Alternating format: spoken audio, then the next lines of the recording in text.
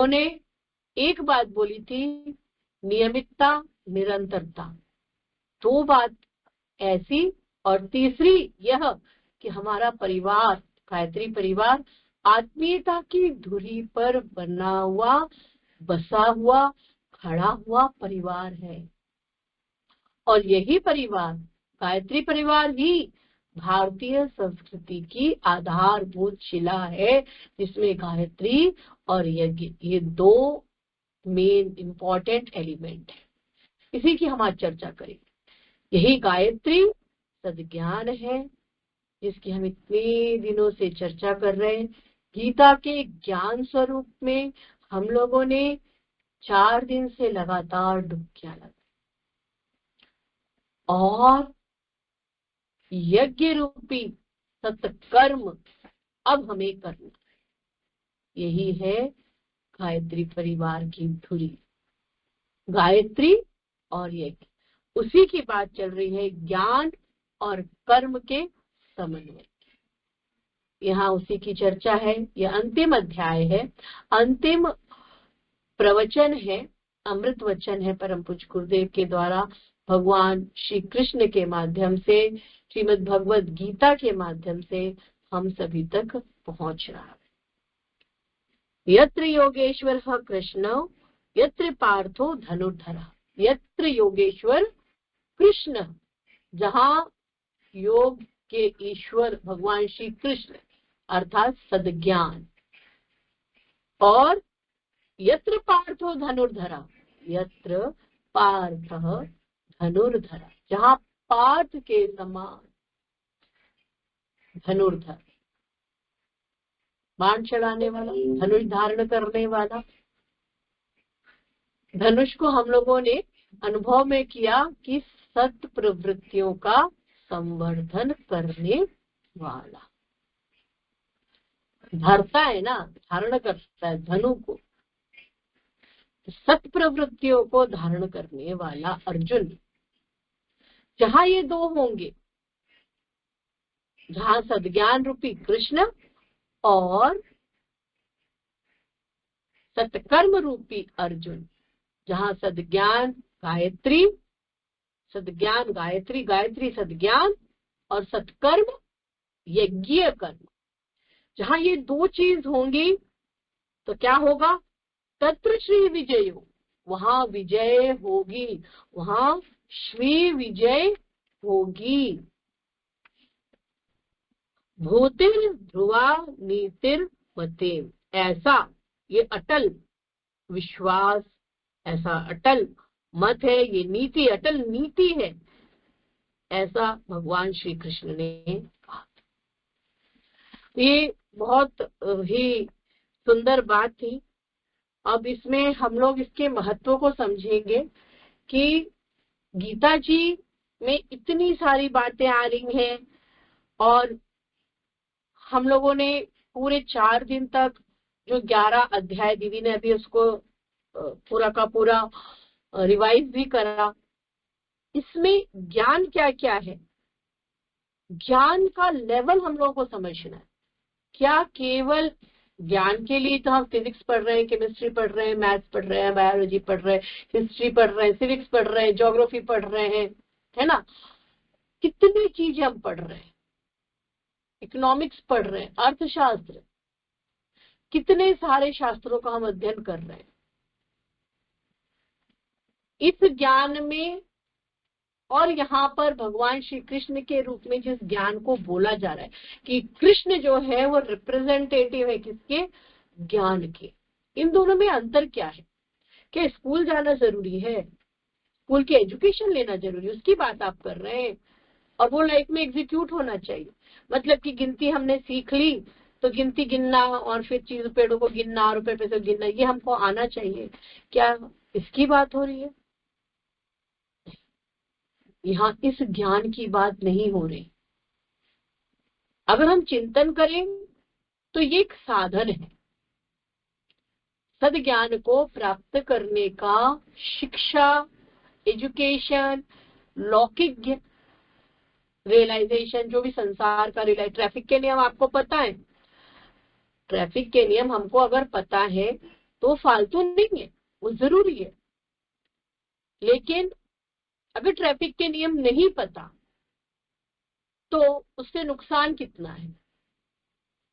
उससे नुकसान इतना है कि अगर हम उस सड़क में जहां पब्लिक है वहां चल रहे होंगे और हमें नॉलेज नहीं होगा तो हमारा एक्सीडेंट हो सकता है, हम हमारी मृत्यु तक को प्राप्त हो सकते हैं।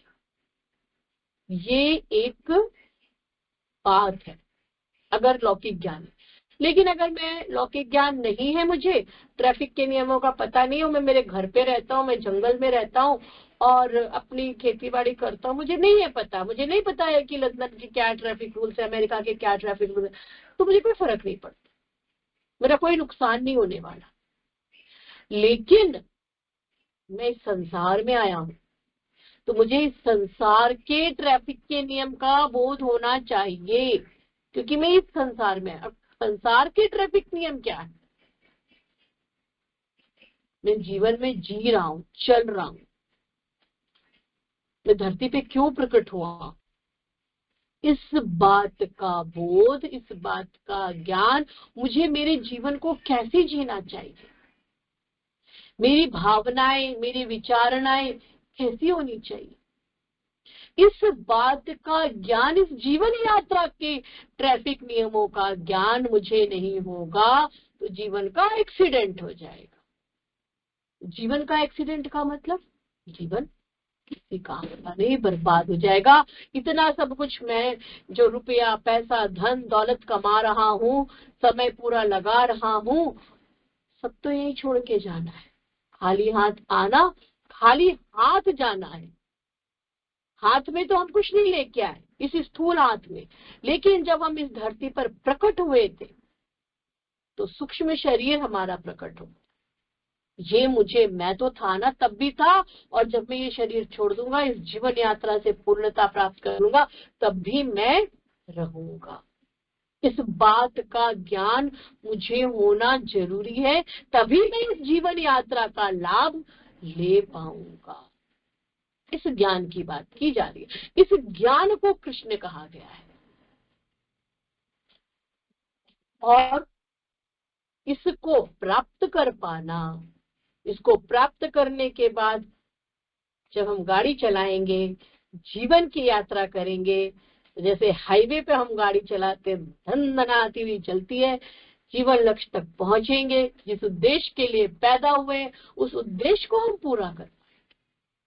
ये है सद्ज्ञान का महत्व, कि जीवन रूपी यात्रा में ट्रैफिक, जीवन के ट्रैफिक के नियमों का बोध होना, पता चलना।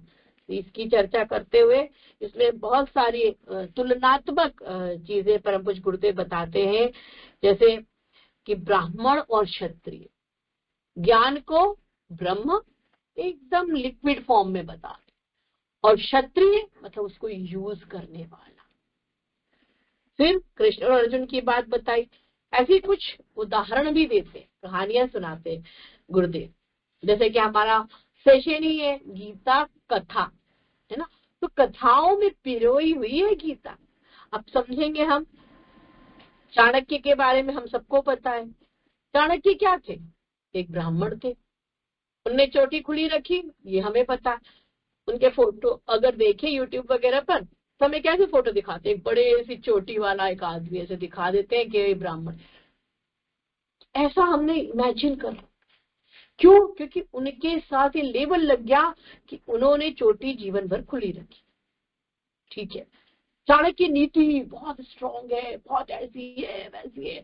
आजकल तो सोशल मीडिया के कारण बहुत हम लोगों को लाभ मिल रहा है कि उनकी बुक्स भी लोग अपलोड कर रहे हैं। पर बीच में एक सीरियल बना था, चाणक्य सीरियल, बहुत अच्छा था, हम करें राष्ट्र आराधन गीत, और उस समय के सारे एकदम डायनामिक डैशिंग ब्राह्मणों को दिखाया। लेकिन वो जो दिखाने वाला ब्राह्मण होता है ना, एकदम शिक्षा पहना हुआ, तो वो ब्राह्मण कैसे दिखाते हैं, वो एटीट्यूड जो है ना, वो क्षत्रिय एटीट्यूड है, रजस वाला, सतोगुणी वाला नहीं दिखाते। सतोगुणी का आइडिया ही नहीं है ना, तो कैसे रिप्रेजेंट करेंगे।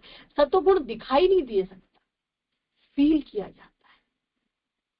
तो चाणक्य वो ब्राह्मण, चाणक्य एक ब्राह्मण थे जो ज्ञान से भरे पूरे, अलौकिक तेज था उनमें। लेकिन क्षत्रिय तो युद्ध करना, युद्ध का ज्ञान होना अलग बात है, उनको सब कुछ पता है, स्ट्रेटेजी पता है, क्या कर रहा है क्या नहीं कर रहा है, कैसे कर रहा है, एवरीथिंग ही नोज। बट एग्जीक्यूट करने के लिए सैन्य बल चाहिए, पीपल चाहिए, फिजिकल फॉर्म में आने के लिए।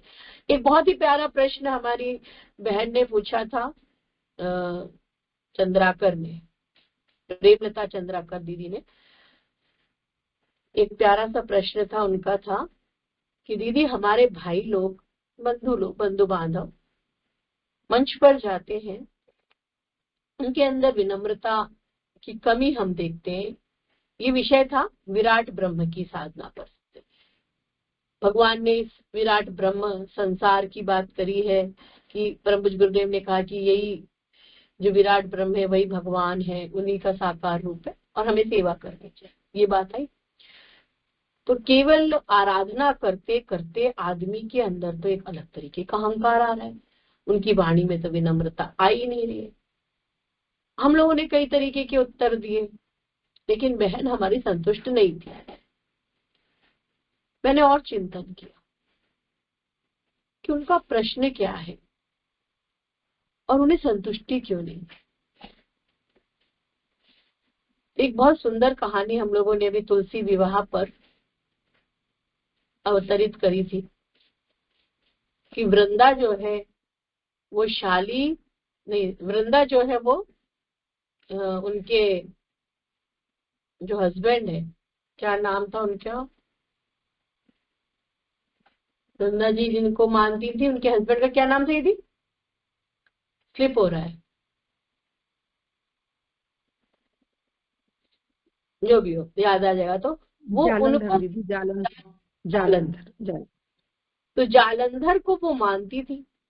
अब जालंधर के प्रति उनका प्रेम और जालंधर उनके सतीत्व के कारण ही जीवित है। तो ये जो वृंदा है, मैं आप लोगों को शायद नहीं बता पाई होंगी, ये जो वृंदा शब्द का मतलब होता है वो होता है जन समूह। तो ये जो जन समूह है पूरा का पूरा वो जालंधर के प्रति समर्पित है, उसका सतीत्व जो है वो जालंधर के प्रति है। और जालंधर तो राक्षस है, दुष्प्रवृत्तियों का समुच्चय है, उसके प्रति जन समूह का समर्पण है। और जब भगवान ईश्वर पालनहार ये देखेगा कि मेरी जनता का सतीत्व सतोगुण दुष्प्रवृत्तियों की तरफ जा रहा है, तो उसने दुष्प्रवृत्ति बोलो या भौतिकता बोलो, संसारिकता बोलो, पूरी तरह से संसार की तरफ जा रहा है, तो क्या करें। तो उन्होंने परम पूज्य गुरुदेव जैसे व्यक्तित्व को प्रकट किया और परम पूज्य गुरुदेव जैसे व्यक्तित्व ने आध्यात्मिक भौतिकवाद, आध्यात्मिक रूप से वो वहां पर प्रकट हुए। ये जो मंच माला माइक है ना, ये जालंधर भी है, लेकिन ये जालंधर का कौन सा रूप है, ये गुरुदेव के द्वारा बनाया हुआ है। समझना इस चीज को कि इस तरीके से 110 participants in the conference Q&A session will start the recording. तो ये जो जालंधर है, इस जालंधर को हम लोग समझ लें कि ये बनाया हुआ आध्यात्मिक भौतिकवाद। अब दूसरी सबसे इम्पोर्टेंट बात आती है कि जब हम मंच पर जा रहे हैं, हम सेवा करने जा रहे हैं। अब देखना कि जन समूह जो है, एक मिनट, तो अब हम लोग को ये समझना है कि जालंधर जो है, ये मंचमाला माइक जो है, इस रूप जालंधर के इस रूप को हमको समझना है और वृंदा के रूप को समझना है। ये जो जन समूह है ये अभी भी भौतिकवाद पे ही लगा है, भले वो आर्टिफिशियल या आध्यात्मिक भौतिकता है, पर भौतिकता का एलिमेंट उसके अंदर है। वो जब चेंज होंगे, वृंदा जब चेंज होगी और वो आध्यात्मिक भौतिकता जो है वो चेंज होगी, वो प्योर अध्यात्म आएगा, तब मामला जाके सही होगा। तो वृंदा क्या बनेगी? वृंदा बनेगी तुलसी।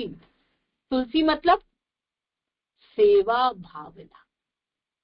तो मंच पर जब हम बैठ रहे हैं, हमारे मन में क्या है? क्या हमारे मन में सेवा भावना है? तो वृंदा यानी जन समूह का जो रूप है वो तुलस्य रूप, तुलसी रूप आए, तब शालीग्राम से विवाह। अब वो शालीग्राम शब्द जो है उस पर भी अगर ध्यान दें तो वो शालीग्राम शालीन ग्राम में परिणत हो रहा है, शालीन ग्राम। तो ये ज्ञान हम लोगों को, आप लोगों को मिल गया। चाणक्य की कहानी चल रही है, चाणक्य की कहानी में हम लोग को पता चल रहा है कि भाई ज्ञान तो बहुत सारा है, लेकिन वृंदा कहाँ है? और वो वृंदा तुलसी रूप में कहाँ है? तुलसी रूप में। उसे लाना पड़ेगा। तब आते हैं चंद्रगुप्त और पूरा उनका सैन्य बल। तब जाकर के जो उस समय आतताइयों का आक्रमण था, जहां तक यहूदियों की बात आती है, यवन बोलते उस जमाने में, उन लोगों का आक्रमण था, उससे जूझना। तो वही परम पूज्य गुरुदेव ने बताया कि चाणक्य और चंद्रगुप्त, तो चाणक्य इज रिप्रेजेंटेटिव ऑफ ज्ञान, ज्ञान का प्रतिनिधित्व करने वाले, और चंद्रगुप्त कर्म का एक्शन प्लान बनाने वाले। तो थ्योरी और प्रैक्टिकल ऐसे समझना चाहिए। तो जब तक दोनों नहीं होगा, बोध नहीं होगा, रियलाइजेशन नहीं होगा, रिजल्ट नहीं होगा। ओनली थ्योरी नॉलेज लेने से भी हमें कुछ नहीं मिलने वाला। केवल प्रैक्टिकल वैसा ही है जैसा कि आध्यात्मिक भौतिकता वाले कंसेप्ट में मैंने अभी बताया कि वो जनता जो है उससे अभी किससे प्रेम है? जलंधर, या जलंधर के बाद आर्टिफिशियल मतलब कन्वर्ट किया हुआ भगवान ने अपना एक रूप लेकर के आ गए, पर है वो जलंधरी। उसके प्रति अटैचमेंट होना, ये क्या कहलाएगा? Without knowledge, without knowing the things. हम कहाँ घुसे हुए हैं? विदाउट नोइंग द थिंग्स, बिना जाने हम एक्शन कर रहे हैं। तो अकेला कर्म और अकेला ज्ञान, इसकी चर्चा करते हैं गुरुदेव। इसमें और एग्जाम्पल देते हैं शंकराचार्य का, कि आप लोग कई बार सोचते हैं कि इतनी सी उम्र में, 32 साल की उम्र में शंकराचार्य जी ने 4 मठों की स्थापना कैसे कर ली? पूरे देश में कैसे? वो एक ब्राह्मण थे, वो इतना स्टडी में, साधना में, इसमें लगे हुए थे, तो वो कैसे कर सकते थे इतना पूरे देश का भ्रमण करना? तो हम लोग क्या सोचते हैं कि हाँ, it's great, something great is there, पर हमने सोच लिया और हमको इससे कोई मतलब नहीं, हमें तो वही रोजी रोटी कमानी है, हमें क्या लेना देना कि शंकराचार्य हमारे लिए तो काल्पनिक कैरेक्टर्स है। हम कभी सोच सकते हैं कि रियल कैरेक्टर रहे होंगे, इनने रियल में ये सारा काम किया होगा? हमारे लिए तो ये असंभव सी चीज है। लेकिन परम पूज्य गुरुदेव ने इस चैप्टर में इनके बारे में भी बताया कि उनका और सुधन्वा राजा थे, उनका सपोर्ट मिला शंकराचार्य जी को, और उनके माध्यम से, धन धान्य के माध्यम से, उनके सपोर्ट के माध्यम से जो लिटरेचर है शंकराचार्य जी का, लिटरेचर उनका गीता जी पर भाष्य है, उनका पंचदशी पर है, उनका वेदांत दर्शन पर है, कितना है। अगर हम देखें कि अगर भारत पर आक्रमण हुआ है, भारत पर आक्रमण होने के कारण अगर हम देखें, ये कहें कि हमारे पास अब कुछ रहा नहीं, हमारा लिटरेचर नहीं रहा। मैं जब छोटी थी तो मुझे मम्मी, पेरेंट्स लोग ऐसे बोलते हुए सुन में, हमारे पास तो बहुत सारा था और इंडिया वाज वेरी रिच, बहुत लिटरेचर था, हम सोने की चिड़िया कहलाते थे। हम लोग गाना गाते, जहाँ डाल डाल पर सोने की चिड़िया करती हैं बसेरा, वह भारत देश है मेरा, और हम जगत गुरु थे। तो जब मुझे यूएस जाने का मौका मिला और वहां का डेवलपमेंट देखा, वहां पर रहते हुए मुझे ऐसा लगने लगा कि ये तो धरती का स्वर्ग है। और मुझे अपनी संस्कृति, जो नॉन संस्कृति, उथली संस्कृति जिसको हम कहते हैं, कि वे बिंदी लगा ली, चूड़ी पहन ली, साड़ी पहन ली, तो हम सोचते हैं नमस्ते कर लिया, तो हम सोचते हैं कि ये भारतीय संस्कृति। दिस इज कल्चर, ये केवल कल्चर है, और वो भी बहुत उथला जो हम तक पहुंच रहा है, छोटा मोटा। वास्तव में हमारा कल्चर, हमारी संस्कृति, हमारी सभ्यता, ये सारा का सारा अध्यात्म बेस्ड है, उसका हमको बिल्कुल भी ज्ञान नहीं, इसलिए हमारे एक्शन में वो सब है ही नहीं। तो इस संस्कृति को जीवित रखने में सबसे बड़ा योगदान हमारे ज्ञान पक्ष का है, अध्यात्म का है। शंकराचार्य जी ने इसको लाइव रखा। माँ कहती थी कि सब कुछ जल गया, मुगलों ने जला दिया, फिर ये भी बात आई कि अंग्रेज लूट कर चले गए। इतना सब होने के बाद भी मुझे बचपन में एक चीज ऐसे सुनने में आती थी कि एक बार ऐसा कोई खजाना खुलेगा और बहुत सारा साहित्य मिलेगा, हिमालय में कहीं बहुत सारा साहित्य छुपा रखा है।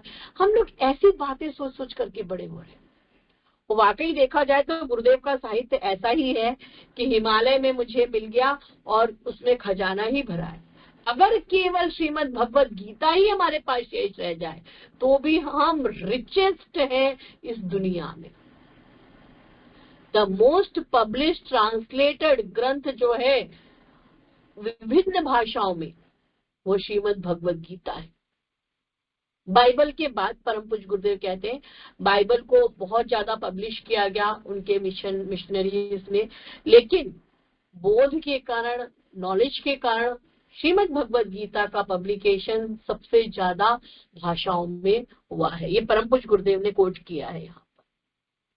ऐसे अन्य और उदाहरण परम पूज्य गुरुदेव देते हैं, समर्थ गुरु रामदास और शिवाजी। ये क्या बता रहे हैं इस पूरे चैप्टर में गुरुदेव? इम्पोर्टेंस ऑफ ज्ञान एंड कर्म, द कॉम्बिनेशन ऑफ ज्ञान एंड कर्म, ज्ञान का और कर्म का दोनों का समन्वय कर रहे हैं, और ये जब होगा तभी गाड़ी आगे बढ़ेगी। मैं अंत में आप लोगों को इसके बारे में वेग का रेफरेंस भी दूंगी। अभी तो कुछ उदाहरण बता रहे हैं जो कि समर्थ गुरु रामदास जी का और शिवाजी का। समर्थ गुरु रामदास जी का हम लोग क्या सोचते हैं? हम लोग इनको सबको काल्पनिक कैरेक्टर्स मानते हैं।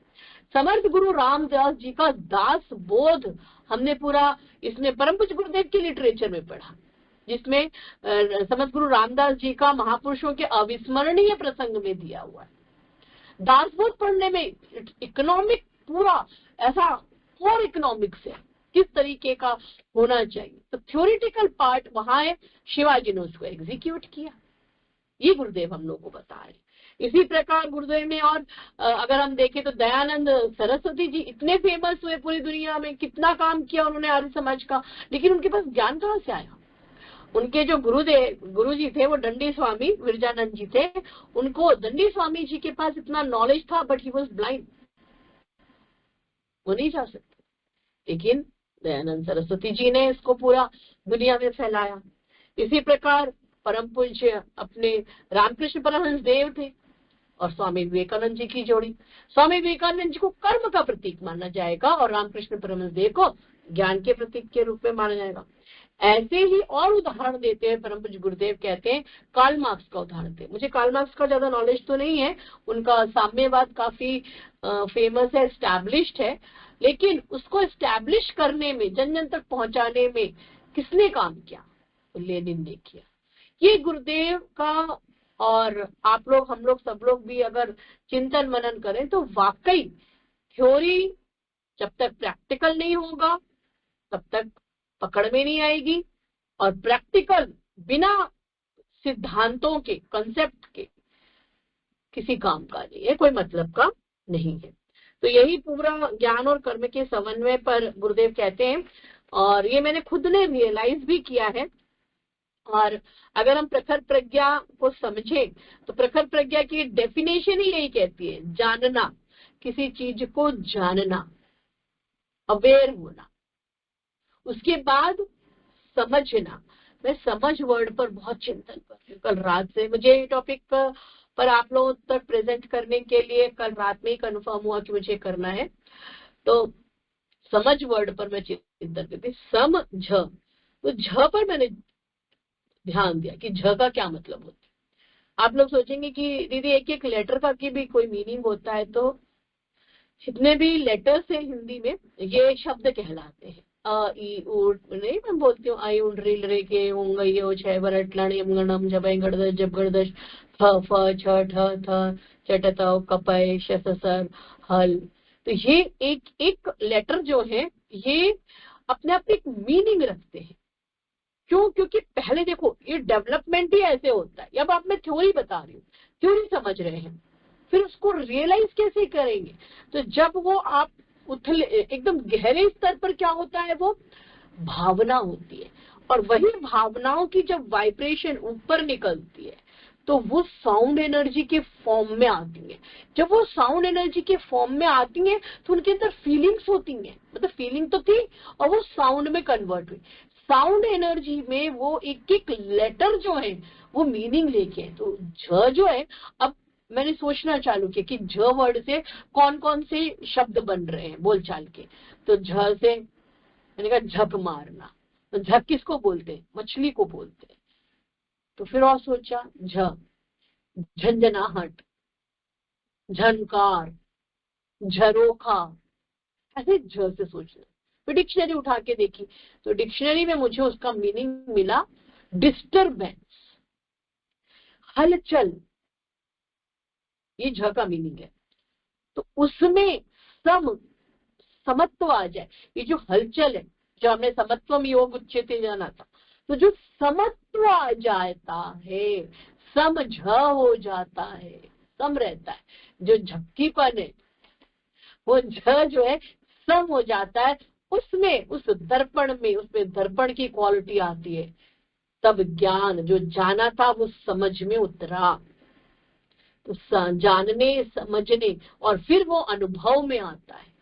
अनुभव, भव होने के बाद अनु यानी पीछे पीछे चलना, एग्जीक्यूशन के बाद का नॉलेज, अनुभव। जानने, समझने, अनुभव करने की उत्कृष्ट क्षमता को क्या कहते हैं? प्रखर प्रज्ञा। ये हम लोगों ने जाना। तो यही हमारा आज का उद्बोधन था। इसमें जो चैप्टर है इसको थोड़ा सा और इलैबोरेट कर ले, वाइंड अप करने जाऊंगी अब मैं, कि ज्ञान, मैंने ये बात क्लियर कर दी है कि ज्ञान जीवन यात्रा, ये जो हमारी जीवन की यात्रा है उसके ट्रैफिक का नॉलेज, ट्रैफिक के नियमों का पालन, ये मेरा अपना वर्जन है, इसमें गुरुदेव ने नहीं दिया है। गुरुदेव ने क्या यही बताया कि बोध, रियलाइजेशन, मैं क्या हूँ। याज्ञवल्क्य ऋषि और मैत्रेयी की कहानियां आती है, उनका जीवन आता है कि याज्ञवल्क्य जी अपने अधेड़ उम्र में आ गए, 50 वर्ष पूरे हो गए, शरीर के 75 होने लगे, 70-75 वर्ष की उम्र होने लगी, लोक सेवा का कार्य कर चुके, सब कुछ हो गया। अब अब अपने लिए सब छोड़ के, सब जितना भी इकट्ठा किया था बांट बूट करके, धन संपत्ति, जहाँ उनकी 2 वाइफ थी, तो उनको सब दिया और मतलब हम निकलते हैं। तो जो उनकी एक वाइफ थी मैत्रेयी, उन्होंने पूछा कि आप ये सब हमें क्यों दे रहे हैं और आप कहाँ जा रही? उन्होंने बताया कि भाई अब मैंने कर लिया ये सारा काम धाम, life is enough now, I have to go, अब मुझे जाना है और आध्यात्मिक रूप से अब अपने आप को स्टैब्लिश करना है। तो इन्हें बोला तो ये सब हमारे किस काम का?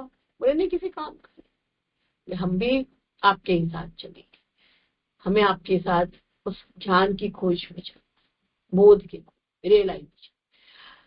तो ये थी हमारी संस्कृति जहाँ ज्ञान को बहुत महत्व दिया जाता था। आप लोगों को पता होगा जब गुरुकुल की कहानियां आती हैं तो समिधाएं लेकर के जाते, तो हाथ में समिधा लेकर, अगर किसी ने देखा हो सीरियल्स उपनिषद गंगा वगैरह में, तो समिधा लेकर के जाते हैं और समिधा गुरु के चरणों में समर्पित करते हैं। क्यों समर्पित करते हैं? कि समर्पण ही उसे आगे लेकर के जाता है। और सूखा हुआ, गीली लकड़ियां नहीं होती, समिधा सूख जाना पूरी तरह से, और फिर वो तप की अग्नि में भस्म होने के लिए समर्पित। तो गुरु जो है, अब वो ज्ञान के लिए, अपने शिष्य जो है अपने ज्ञान के लिए, बोध के लिए गुरु के चरणों में समिधा लेके पहुंचा। कथा आती है तो गुरु ने कहा कि बेटा तू अभी इस लायक नहीं है कि तुझे ज्ञान दिया जा सके, तुझे 12 वर्ष तक सेवा करनी पड़ेगी, लड़का था भाई, उसको भूख थी, उसने कहा करूंगा। सेवा करता गया करता गया करता गया। गुरु ने कहा 12 वर्ष ही नहीं बेटा, जब तक तू इस योग्य नहीं हो जाएगा, उस लायक नहीं हो जाएगा, तब तक तुझे यही आश्रम में सेवा ही करती रहनी पड़ेगी। 30-40 साल की उम्र निकल गई, उसके अंदर ऑटोमेटिकली ज्ञान का प्रकाश फूट पड़ा। अब बात ये आती है कि ऐसा क्या कोई जादू हो गया सेवा करने से? ऐसा कुछ लोग शोषण करने लगते हैं इस भाव से लोगों का। ऐसा नहीं है, वास्तव में उस ज्ञान में, वो जब कर्म में वो जो एक्टिविटी कर रहा है, जो कल आप लोगों ने पढ़ा था, जो दीदी ने बताया कि हम झाड़ू भी लगा रहे हैं तो हमारे मन में भाव क्या है? हम चिड़चिड़ करके लगा रहे हैं कि हम प्रेम से लगा रहे हैं। हमने आंगन नहीं बुहारा, हम आंगन है बुहार रहे। मुझे याद है कि जब मैं पहली बार झाड़ू यज्ञ 5 कुंडी यज्ञ के लिए लगा रही थी, तो मेरे मन में जो भाव थे वो हमेशा की झाड़ू में नहीं थे। उस समय ऐसे लग रहा था कि जैसे हम गुरुदेव के शरीर को साफ करें। तो ये जो भाव वाला पक्ष है वो बहुत महत्वपूर्ण हो जाता है। तो इसमें भावना पर गुरुदेव ने काफी एम्फेसाइज किया है। कोई भी काम छोटा या बड़ा नहीं होता, ये भी हमें समझना है। जैसे कि भगवान श्री कृष्ण ने जूठे पत्थर उठाए थे, सभी जानते हैं, हम लोगों को कहानी बताई कि भाई यज्ञ करने वाले थे युधिष्ठिर, सबको काम बांट रहे। तो भगवान श्री कृष्ण ने बोला भाई मुझे क्या काम, आपको जो करना करो। उन्होंने छोटे छोटे काम किए, उस काम से छोटा नहीं मानना। और ऐसा भी नहीं कि हमें ये छोटे काम करने, बहुत से लोग छोटे काम झाड़ू के साथ फोटो खिंचा रहे हैं ना, ऐसा भी नहीं। करते समय फील क्या हो रहा है हमको, उससे बोध होता है, उससे ज्ञान आता है कि निष्काम कर। भाई गंदा है, साफ है, हमें कोई झेप नहीं है, हम फोटो खिंचाने के लिए लगा रहे हैं कि किस लिए लगा रहे हैं, ये महत्वपूर्ण हो जाता है। तो ये सारी बातें गुरुदेव इसमें और बताते हैं। अब ज्ञान बहुत कैसा ज्ञान, उस पर तो मैंने शुरू में भी चर्चा करी, और चर्चा की ज्ञान क्यों इम्पोर्टेंट है। तो एक कहानी बड़ी सुंदर आती है, आप लोगों ने भी सुनी होगी, सुनाई होगी, कि एक सामान्य आदमी रहता है, किसान, छोटा मोटा, ज्यादा जमीन नहीं रहती, जैसे तैसे गुजर बसर करता है। तभी क्या होता है कि वहां के राजा महाराजा को वहां रात काटनी पड़ी जंगल में जहां वो रहता था। और वहां पे ठौर ठिकाना नहीं था, भटक गए थे राजा महाराज। तो उस गरीब ब्राह्मण के यहाँ पहुंचे। ये ब्राह्मण को गरीब नहीं बनाता ना, गरीब आदमी क्या, हर कोई ब्राह्मण को गरीब कह देता, तो मुझे थोड़ा अजीब लगा। तो वो गरीब आदमी के यहाँ गए, उसके यहाँ बैठे, उसने उनको खिलाया पिलाया, वेश बदल के गए थे, क्योंकि महाराज जी अपनी जनता का हालचाल देखने के लिए ऐसे वेश बदल के जाते थे। जब वहां पहुंचे, उसके यहाँ खाए पिए, पता लगा कि भाई ये तो आदमी गरीब है, उसका कुछ उद्धार कर दिया जाए। उसको एक जंगल दे दे के लिए, बेटा तू ये जंगल ले ले। अब चूंकि उसके पास कोई नॉलेज था नहीं, वो तो वहां जैसे तैसे गुजर बसर कर रहा था। उसके दिमाग में यही आया कि इतना बड़ा जंगल है, मैं क्या करूं, इतनी लकड़ियां हैं, एक एक पेड़ काटता गया, लकड़ियां काटा, काट काट करके उसने उसका कोयला बनाया, और कोयला बना के बाजार में बेचा, पैसे मिल जाते थे, गुजर बसर अच्छी चल रही थी। पूरा जंगल कट गया, आखिरी पेड़ बचा, तेज बारिश हुई, अब वो लकड़ियों का बेचारा कोयला नहीं बना पाया। क्या करे, मैं सोचा चलो इस बार, कोयला महंगा बिकता था, लकड़ियां सस्ती बिकती हैं, चलो भाई अब लकड़ियां ही बेच के जितना भी आएगा उससे गुजर बसर कर लूंगा। लेके गया, जंगल में पहुंचा, शहर में पहुंचा। अब वो तो चंदन की लकड़ियां थी। जब उसने बेचा, वहां पे खुशबू गम घमा रहा था पूरा मार्केट। चंदन की खुशबू कहाँ से आ रही, लोग लेने पहुंचे। औने पौने दाम में तो वो कोयला बेच रहा था, लकड़ियां और सस्ते में बेच रहा था। लोगों ने उससे बोला, उसने बोला भाई आपको जितना देना हो दे दो, ऐसे ही कर रहा था। तो लोगों को तो चंदन का रेट मालूम था, जो लोग वहां पहुंचे, उसने उसको बड़ी चढ़ी कीमत में दी। 5 रुपए में वो कोयला बेच रहा था, लकड़ी वो 2-2.5 रुपए में बेचता। लोगों ने उसको 500, 1000, 1500, 2000 ऐसे ऑफर करने लगे। उसकी समझ में ना आया, बोले अरे भैया आप चंदन की लकड़ी बेच रहे हो। किसी ने उसको, साहूकार ने समझाया, बेटा तू चंदन की लकड़ियां बेच रहा है। हे भगवान, मैंने तो पूरा जंगल बेच डाला कोयला बना बना कर। तो ऐसे ही हम हमारी जिंदगी का, चंदन रूपी जिंदगी का कोयला बना डालते। यही गुरुदेव हम सबको बता रहे हैं कि बेटा, मैं इसमें अक्सर एक कहानी अपने लिए जो मुझे बहुत पसंद आती है, अपने मन से बनाई है या कहाँ से मुझे नहीं पता, पर अंदर से ही निकली है, सुनी भी होगी तो पता नहीं, कि संदूक के ऊपर बैठ गए हम, और संदूक के ऊपर बैठकर, हमारी संदूक है पेटी, उसके अंदर खूब सारे गहने भरे हुए, खजाना भरा हुआ है, हम उसको नॉलेज ही नहीं है, ताला लगा हुआ है उसमें, और हम उसके ऊपर बैठ गए हैं, और दे दाता के नाम तुझको अल्लाह रखे, भीख मांग रहे संदूक के ऊपर बैठ के। ऐसे ही हम कर रहे हैं। हमारे ऋषियों ने, पूर्वजों ने अध्यात्म का इतना बढ़िया, परम पूज्य गुरुदेव के हम लाइब्रेरियां खड़ी कर ले रहे हैं, लेकिन पढ़ नहीं रहे, उतार नहीं रहे हम जीवन में। तो हो क्या रहा है, उसके बाद हम भीख मांगते। अगर कोई भी हमसे ये कहता है कि आपको फलानी समस्या है, ढंग की समस्या है, तो हम ये कहते हैं, भैया गुरुदेव ने तो हमें ब्रह्मास्त्र दिया है, Gayatri Mahamantra, I don't we use it. ये वैसा ही है जैसे खजाने की पेटी पर बैठ करके हम तुझको अल्लाह रखे कर रहे हैं। अंत, अब इसमें बहुत सारी कहानियां तो हैं। कुछ चीजें गुरुदेव ने ऐसी बताई कि जब थोथा ज्ञान होता है, थोथा ज्ञान मतलब, ये शब्द मेरा है, गड़बड़ वाला ज्ञान, फॉल्स नॉलेज, जो लगता है कि हम तो बड़े ज्ञानी हैं। इसमें कई स्टोरीज ऐसी आती है, कैसी आती है ना, आप लोगों ने भी सुनी होगी कि एक बच्चा है, उसको भूख है शास्त्रीय ज्ञान की। कुछ पंडित लोग आते हैं तो वो बताते हैं, सिखाते हैं कि भाई बेटा ऐसे ऐसे किया जाता है, तो पूरा सीख लेता है, समझ लेता है। थोड़ी देर बाद वो पंडित जी नाव में बैठ करके निकल जाते हैं, तो इतने में बच्चा कुछ भूल जाता है, कुछ मंत्र याद नहीं आ रहा है, समझ में नहीं आ रहा है इसका उच्चारण कैसे करना है। तो स्वाति दीदी आई थी, बता के गई कि भाई ऐसे ऐसे उच्चारण करना है। तभी रीता दीदी को लगा कि इसमें तो कुछ गड़बड़ है, क्या करें। तो रीता दीदी दौड़ते दौड़ते गई, स्वाति दीदी नाव में बैठकर तब तक जा रही थी, दूसरी पार से आई थी। रीता दीदी दौड़ते दौड़ते गई, और दौड़ी तो क्या दौड़ी कि पानी में दौड़ने लगी। तो स्वाति दीदी, अरे ये तो रीता दीदी दौड़ते हुए चली आ रही है, मैं तो इनको सारे मंत्र सिखा के आई, इनके पास तो सिद्धि है, ये से कैसे हो गया। रीता दीदी आके पूछती, स्वाति दीदी रुको रुको रुको रुको, ये बता दो इसका उच्चारण कैसे करना है। स्वाति दीदी कहती है, अरे वो सब छोड़ो, पहले तुम ये बताओ तुम्हें ये सिद्धि कहाँ से मिली कि तुम पानी पे दौड़ते हुए चली आ रही।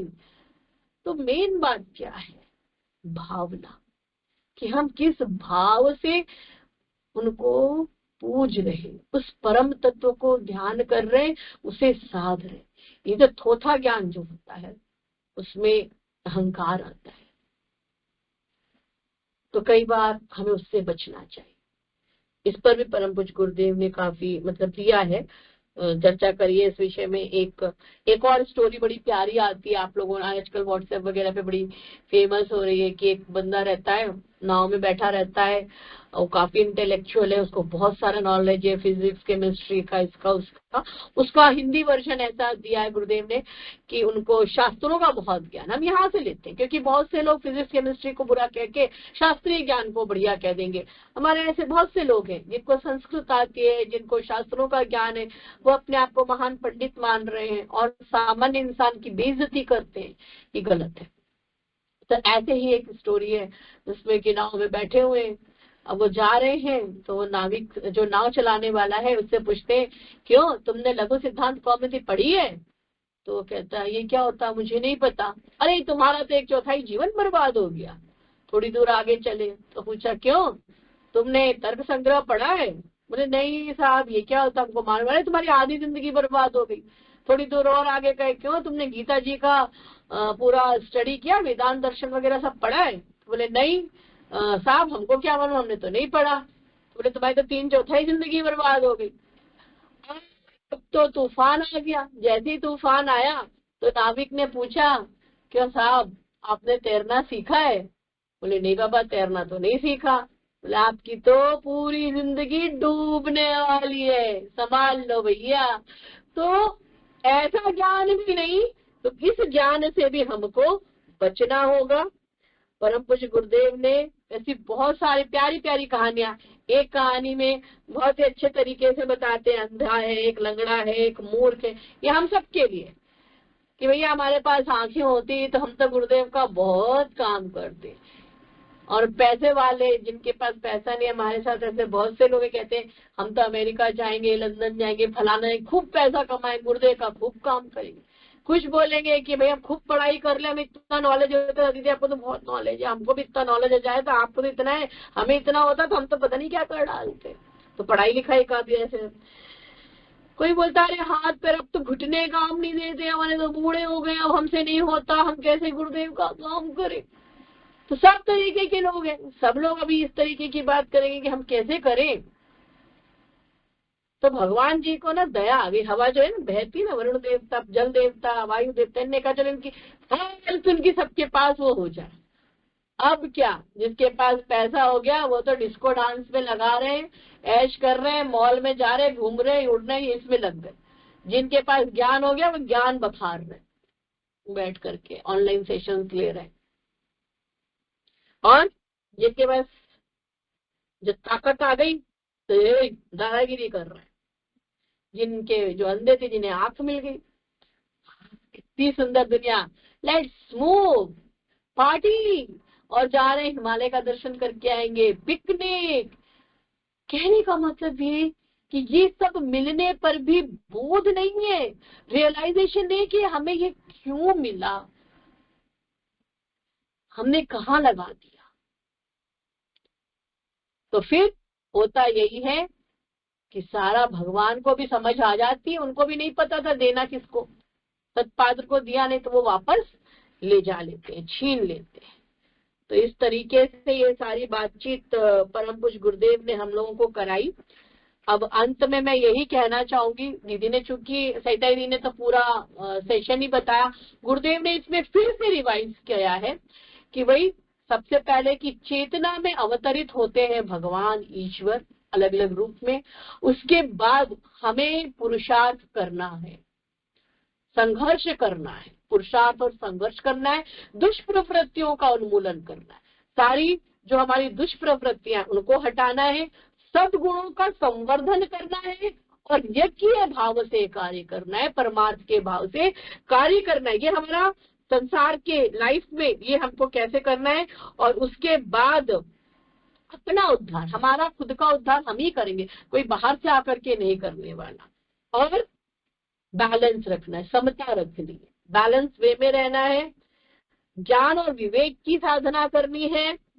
ये सब होने के बाद तब जाकर के लास्ट में हमको चीजें दिखाई देने लगती हैं, अपना खुद का स्वरूप, बाहर विराट ब्रह्म का स्वरूप, फिर संयमी जीवन हमारा होने लगता है, फिर लास्ट इज ज्ञान और कर्म का स्वरूप। इसको फिर से गुरुदेव ने बोला कि आज मिशन को इसकी बहुत ज्यादा आवश्यकता है, हम सबको मिलकर के यही करना है, ज्ञान और कर्म का समन्वय। और इसीलिए वेब स्वाध्याय की जो टीम है ज्ञान और कर्म का समन्वय करने का प्रयास करी। ग्राम तीर्थ योजना जो है जिसमें हम लोग अब आगे बढ़ रहे हैं, वो कर्म के रूप में थ्योरेटिकल नॉलेज हमने ले लिया। इसी को कहते हैं कि उभाभ्यामेव पक्षाभ्याम, ये वेद का मंत्र है, उभाभ्यामेव पक्षाभ्याम यथा खे पक्षिणाम गति। जिस प्रकार से पक्षी दो पंखों से उड़ता है ना, पर दो लगे होते उनसे उड़ता है, उसी प्रकार तथैव ज्ञान कर्माभ्याम, यानी ज्ञान और कर्म के माध्यम से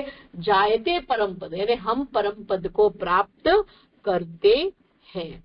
तो ये सारा ज्ञान, इस बात का ज्ञान सूर्य भगवान को मिला, इसी बात का ज्ञान परम पूज्य गुरुदेव ने हम लोगों के लिए अवतरित करा। यही ज्ञान कौन सा, कर्म योग का ज्ञान, कि हमें करना है, ये ज्ञान, ये नॉलेज बट ऑफ व्हाट, किस चीज का, हमें करना भी है। दोनों साथ साथ चलते हैं, दोनों चीजें कंसेप्चुअली भी पढ़ना। तो फिर कृष्ण बोलता है नष्टो मोह, यानी मोह नष्ट हो गया, ये मेरे भाई है, ये मेरे बंधु है, दादाजी है, वो खत्म हो गया। नष्टो मोह स्मृतिर्लब्धा, जान गया कि मैं क्या हूँ, मुझे करना क्या है, मैं क्यों इस युद्ध क्षेत्र में खड़ा हूँ। तत्प्रसादा, कि तब उसको वो प्रसाद प्राप्त हुआ, अंदर से इनर कॉन्शियसनेस उसकी डेवलप हुई और बोला कि स्थितो अस्मि, मुझे नष्ट हो गया सारा मोह और अब मैं इसमें स्थित हो जाता हूँ और जो करिष्ये वचनम, जो आप कहेंगे वो मैं करूँगा। जय। बहुत सुंदर दीदी, बहुत सुंदर। आपका तहे दिल से धन्यवाद दीदी। आज बहुत सुंदर उद्बोधन दिया आपने हम सभी को, बहुत ज्ञान अमृत की धारा में बहा के ले गई आप।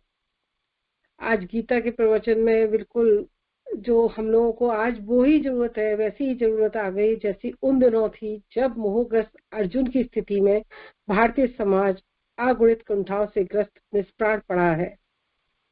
हमने विगत 5 दिनों से गीता कथा के माध्यम से बहुत सा ज्ञान प्राप्त किया, परंतु ज्ञान को केवल विचारते पढ़ते रहने, सुनने सुनाने भर से कोई प्रयोजन सिद्ध नहीं होगा।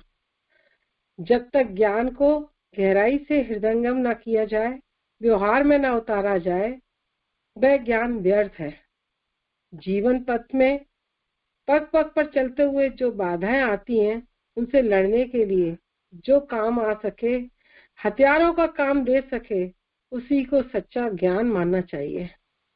यदि हमने भी गीता का प्रवचन सत्य मन से सुना है, तो भगवान के वचनों को कार्य रूप में परिणत करने के लिए कटिबद्ध होना चाहिए। आत्मनिर्माण के लिए, परिवार निर्माण के लिए और समाज निर्माण के लिए अपनी क्षमता का अधिकाधिक अंश प्रयुक्त करना चाहिए। स्वस्थ शरीर, स्वच्छ मन व सभ्य समाज की रचना के लिए कुछ करने का निश्चय करना होगा। अब हम सभी को ये संकल्प लेना होगा कि गीता सप्ताह में सुने गए प्रवचनों को अपने जीवन में उतारने की योजना बनाएं और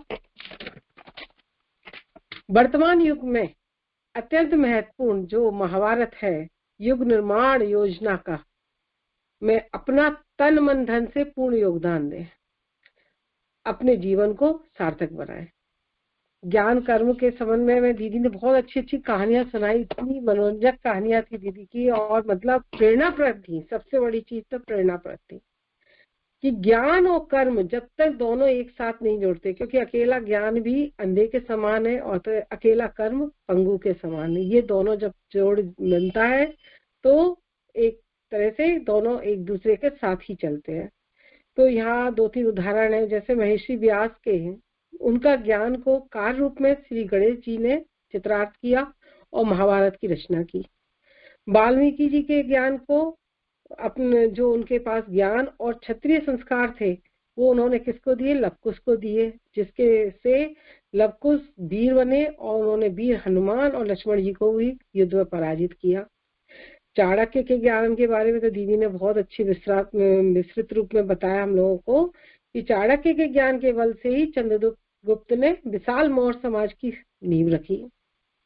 अर्थात आज हम इतने सब उद्बोधन को सुनते हुए अब इस बात पर पहुंच गए कि ज्ञान की सार्थकता तभी है जब वह कर्म रूप में परिणत हो, और यदि हम सुनने समझने में ही सीमित रह गए तो उस ज्ञान को निष्प्राण ही कहा जाएगा। जैसे मिट्टी की बनी हुई गाय से दूध नहीं दुहा जाता, उसी तरह से निष्प्राण ज्ञान से जीवन की कोई भी समस्या का हल नहीं निकाला जा सकता।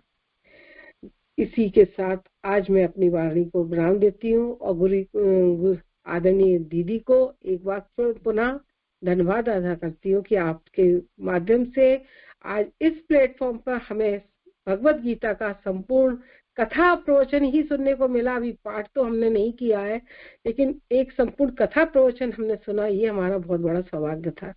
जय गुरुदेव, सभी को प्रणाम। बहुत बहुत धन्यवाद सहिता दीदी आपको। आपने भी उन विषयों को पुनः रिकॉल करा दिया। काफी बड़े चैप्टर्स हैं। हमारा इसका उद्देश्य यही था कि इसकी प्रस्तुति हो, तो जिससे आप सभी लोगों ने, जितने भी वक्ता और संचालक थे, सबने इनको पढ़ने का प्रयास किया। और आगे अगर भविष्य में कभी हो सका तो गायत्री परिवार की तरफ से गीता सप्ताह जगह जगह इनका आयोजन हो और गीता कथा सप्ताह के माध्यम से जन जागृति हो, भारतीय संस्कृति के पुनरुत्थान का कार्य गायत्री परिवार कर सके और अन्य परिजन भी इसमें भाग ले सके, क्योंकि गीता सबसे ज्यादा, श्रीमद् भगवत गीता जो है सबसे ज्यादा स्वीकार किया गया हिंदू ग्रंथ माना जाता है।